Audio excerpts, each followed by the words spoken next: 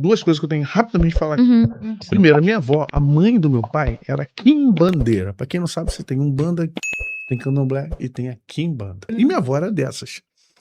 Entendeu? Nossa. Foi proibida de casar, casou 4 vezes, você tem uma ideia. Perdeu 5 filhos. Meu Deus. A guerra era grande. Meu pai viveu, não sei como. Meu pai era o caçula, não sei como é que sobreviveu, porque Deus tinha um plano pra vida Sim. dele. E por fim. Aí minha avó, quando meu pai recebeu Jesus na presbiteriana, minha avó 2 anos depois foi pra Assembleia de Deus e largou tudo. Acho que ainda bem, né? Porque Graças a Deus. só que, aspas aí. Eu tinha 12 anos, 13 anos, ainda nessa coisa de presbiteriana batista. Minha avó deu umas cataratazinhas, começou a cair. Meu pai falou: você vai ficar com tua avó umas vezes por semana, você precisa ir lá pra. Aí eu ia lá pra Pavuna ficar com minha avó pra levar lá na Assembleia de Deus, levar nas consagrações, naquelas reteté e tal. E ali eu comecei o meu primeiro contato na Assembleia dos anos 80, raizona. Eita, aquela Assembleia, raiz, é. Aquela Assembleia, meu irmão, que tu ficava 6 horas de joelho. Chegava na consagração e o garoto, 14 anos, 13 aninhos. As irmãs olham pra mim de joelho é melhor, de joelho é melhor. E eu, Oh, que benção. pá, de joelho, eu ficava com minha avó pra lá e pra cá. Só que tinha uma coisa que eu não entendia na época. A minha avó ia pra Blé, pitucão de assembleiana, roupa de assembleiana. Só que eu ia dormir na casa da minha avó, chegava de noite, de madrugada eu ia dormia no chão, minha avó, uma casinha pequenininha. Daqui a pouco minha avó começava a bater um papo com uns negócios lá e eu olhava assim, mano, não sei o que, parará, biriri, barará. Falei, coitada, minha avó tá doida.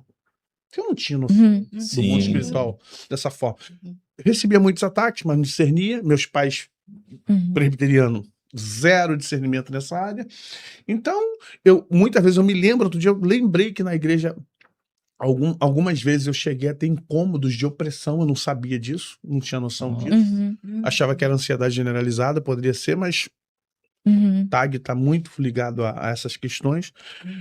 E eu tô vendo minha avó, não, ele não vai não, porque não pode, não sei o quê. E eu só fui compreender isso depois que eu entrei no mundo da batalha espiritual, no satanismo, que eu fui entender. Ela tava discutindo com o demônio porque é o seguinte, ela tá velha. E ela não pode ser mais aparelho. Ela não pode ser mais cavalo. O meu pai já tava na igreja, que era o próximo da fila. Você. Eu, mais sensível, eu e minhas irmãs somos sensíveis, mas eu era o mais sensível, eu via coisas, eu sentia coisas, até hoje. Até hoje, mano, eu levanto, opa, tava aqui, tava onde? Onde é que você tá?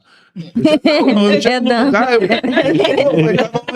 cadê você? Não sobe, não, já te vi. É um segundo pra mim já basta, eu já te vi, cadê você? Já não tem esse negócio. Não. E um dia eu comentei com a minha mãe, falei, mãe, minha avó fica falando sozinha, porque às vezes minha avó ia pra minha casa, com a gente. E minha mãe falou assim, não dá muita ideia pra sua avó não, que tua avó não é muito convertida não, minha irmã. Não é muito convertida não. Pensa que eu vejo ela conversando com os canjerê aí. Ai, meu Deus. Falei, pô, mãe, aí meu pai, não é bem assim não, ela tá sendo liberta, não sei o que, tá bom. Eu não sabia que havia esse pacto familiar. Essa linha espiritual. Porque a minha avó fez um pacto novinha de não casar, de não ter filhos. E minha avó foi casada 4 vezes, gente. E ela descumpriu nesse Ela pacto. descumpriu. Foi perdendo. O pai do meu pai morreu incendiado, ninguém entendeu nada. Meu Deus. Meu pai, com 8 anos, conseguiu apagar o fogo do pai dele. Ele contava essa história com cobertor. Meu Deus. Ela fez um pacto para riqueza, um pacto que eu não sei até hoje. Conversando com a minha mãe tá com 80 anos, a gente conversa. Mãe, lembra aí que você... Porque a gente trabalha hoje também com mapeamento espiritual pessoal. E uma das coisas que a gente é resgatar o passado para entender o presente. Entendi. E aí eu vou lá na bisavó, na trisavó, saber o que houve.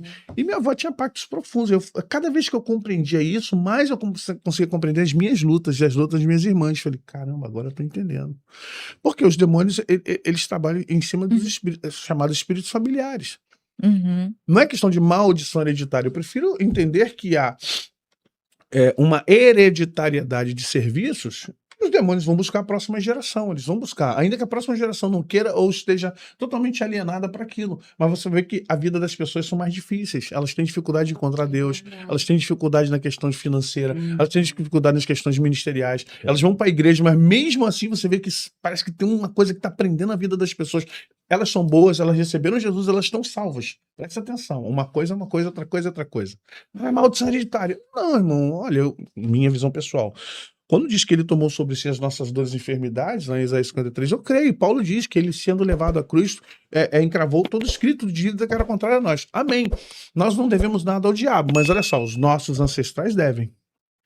Sim. Eu não devo nada. Só que entenda, o mundo não gira em torno de mim. Sim. eu tô aqui. Para quem são as cartas de Paulo, Pedro, João? Para a igreja ou para os ímpios? Pra aí. Para a igreja. A igreja. Então vamos lá. O diabo, vosso adversário, para quem tá falando isso? Anda ao vosso derredor, bramando como um leão, buscando quem possa tragar. Sujeitai-vos, pois, a Deus, resistir ao diabo. Tá falando para quem? E ele fugirá de vós. Maior que está em nós do que o que está no mundo. Filhinhos, tem vos escrito, pais, vos escrito, jovens, vos escrevo que sois fortes, tens vencido o diabo. Por que essas recomendações contra o diabo para crente? Não é recomendação para o ímpio, é para crente. Ou seja, ó, cuidado que vocês estão em batalha. Não pense que vocês estão, ai, tô salvo, tô remida.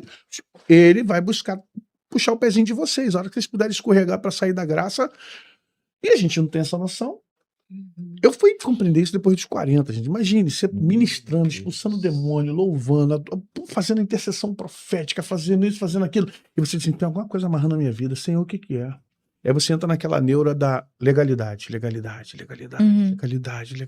Meu Deus, qual é a minha legalidade? Aí você fica buscando legalidade. Você fica catando legalidade igual se cata arroz e feijão, né?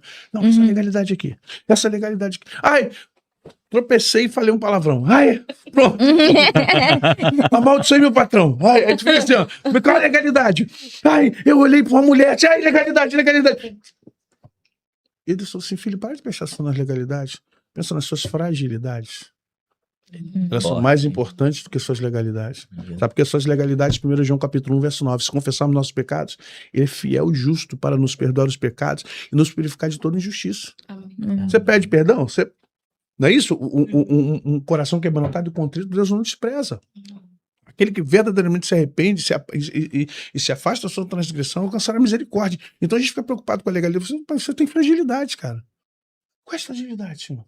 Mentais, psicológicas, espirituais, sociais, educacionais. Eu falei, para, já entendi.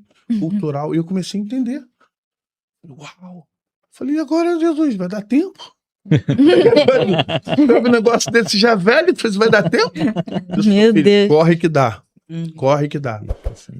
Conhecereis a verdade. Claro que Jesus está falando de si próprio, mas conhecereis a verdade vos libertará. Meu povo perece porque falta conhecimento.